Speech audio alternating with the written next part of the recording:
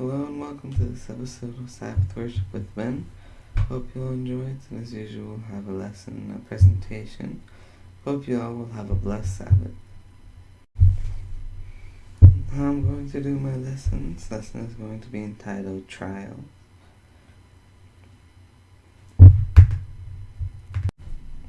So in this week's lesson, the Pharisees and the people, after Judas's betrayal in the garden, had taken him to the chief priests, where they had their trial with the Sanhedrin and determined that he should die. So they continued on to the Pilate.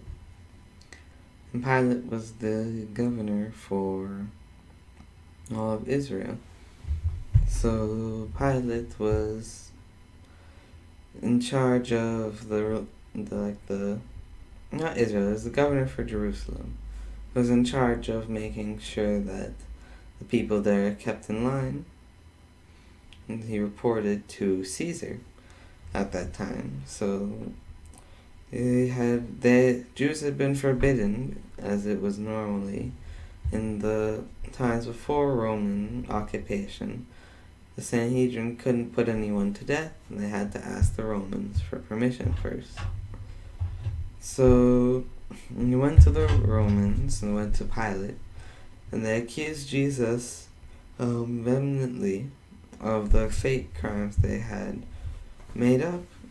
So they accused him of claiming to be a king, and for trying to upset and stir up the people. So Pilate asked him if he was king of the Jews. Jesus responded that it was as he said.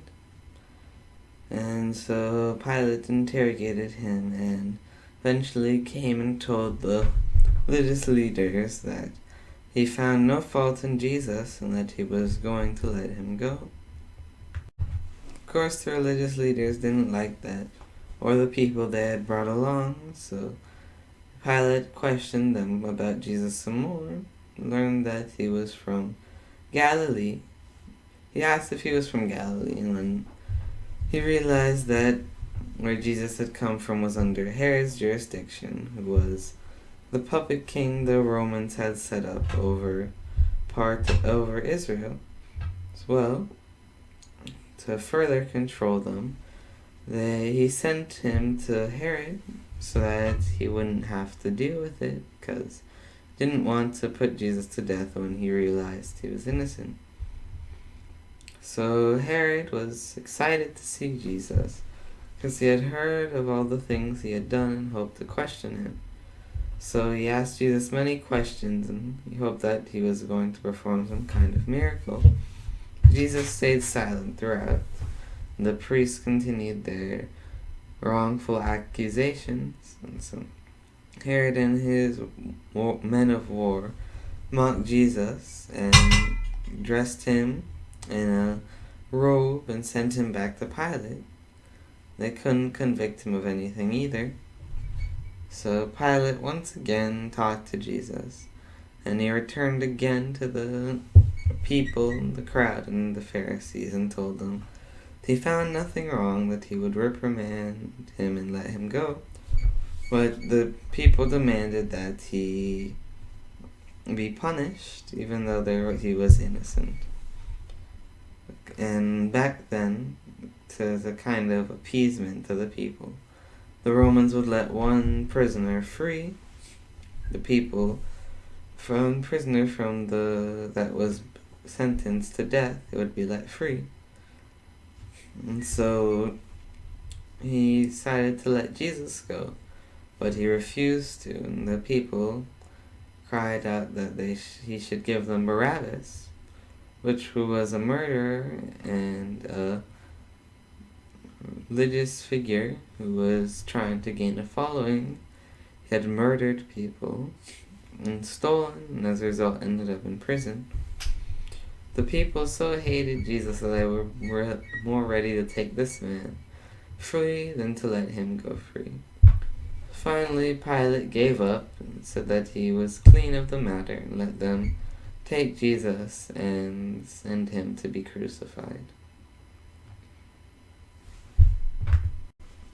The message for this lesson is a powerful one. It's that we want to avoid what Pilate did. It's really a lesson that we can take to anything from this story. It's that whatever we're doing, we don't want to end up condemning Jesus. You might ask, how could we do that if he's in heaven?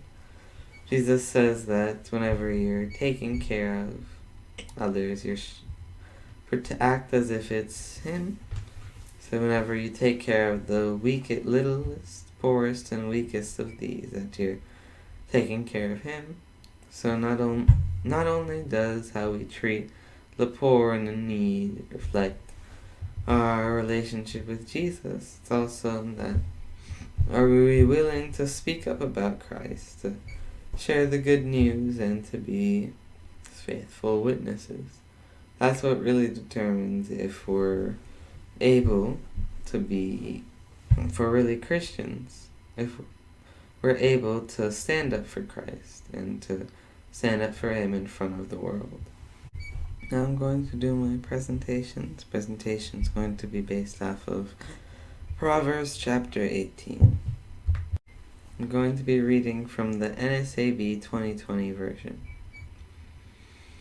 One who separates himself seeks his own desire. He quarrels against all sound wisdom. A fool does not delight in understanding, but in revealing his own mind. When a wicked person comes, contempt also comes, and with dishonor comes taunting. The words of a person's mouth are deep waters. The fountain of wisdom is a bubbling brook. To show partiality to the wicked is not good, nor to suppress the righteous in judgment. A fool's lips bring strife, and his mouth invites beatings. A fool's mouth is his ruin, and his lips are the snare of the soul. The words of a gossiper are like dainty morsels, and they go down into the innermost parts of the body. He also who is lax in his work is a brother to him who destroys. The name of the Lord is a strong tower. The righteous run into it and is safe. A rich person's wealth is a strong city, and like a high wall in his own imagination. Before destruction, the heart of a person is haughty, but humility goes before honor.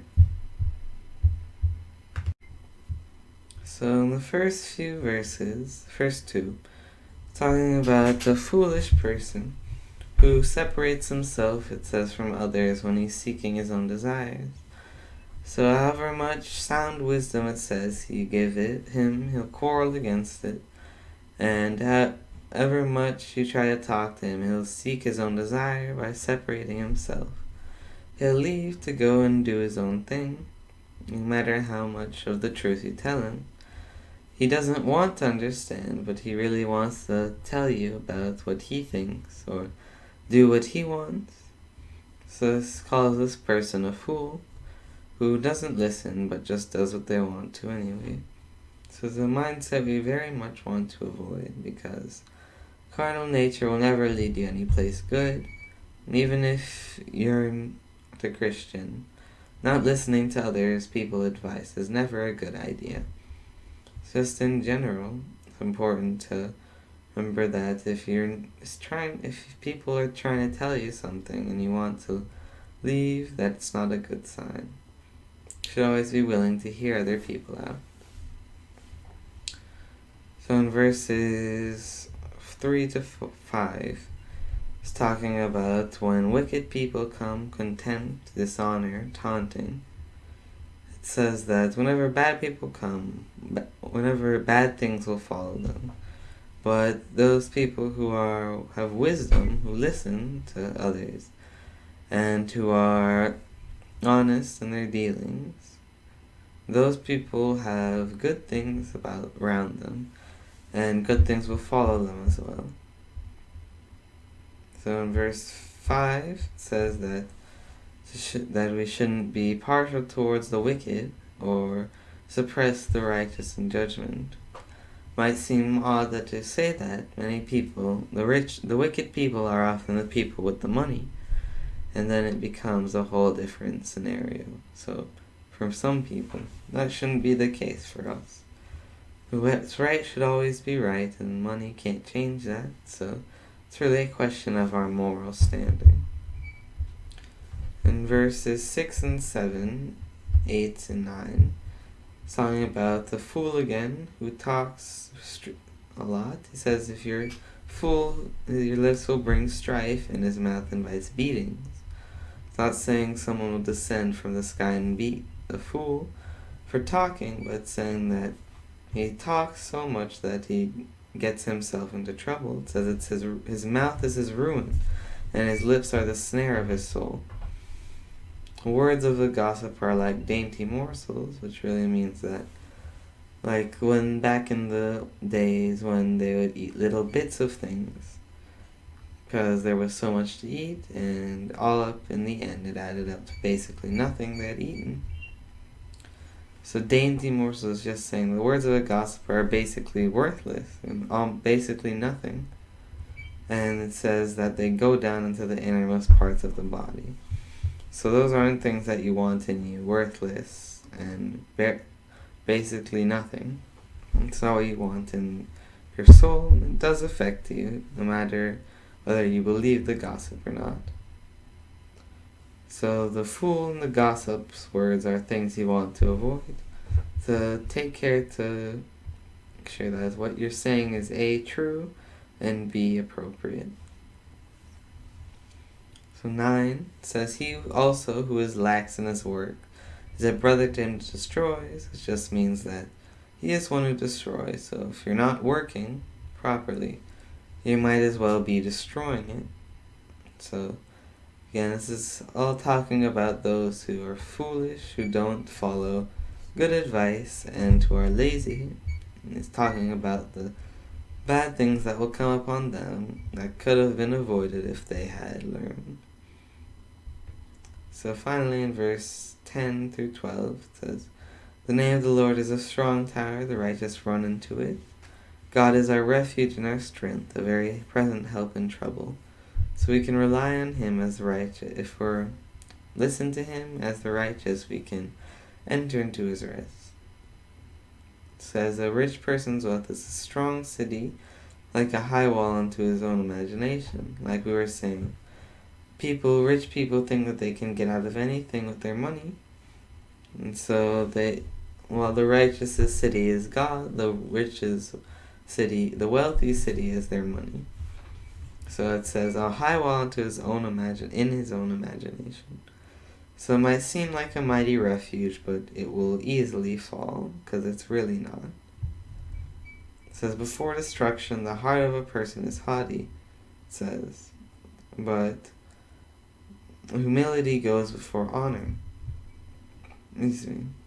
So it's saying that before someone takes the fall, like the rich person, just as an example, would take the fall of his trusting in his money as his God, says that his heart is haughty, he's high up on his imaginary wall, thinking he's great, but then eventually he will fall. It says, and before honor is humility in the King James Version. So before someone can truly have honor, they must be humble, just like Jesus will talk about after this is written.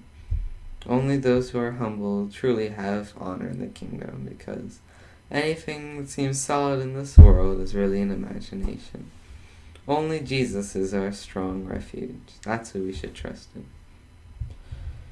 That's it for this episode of Sabbath Worship with Ben. Hope you'll enjoy it, and you will all have a blessed Sabbath. Bye.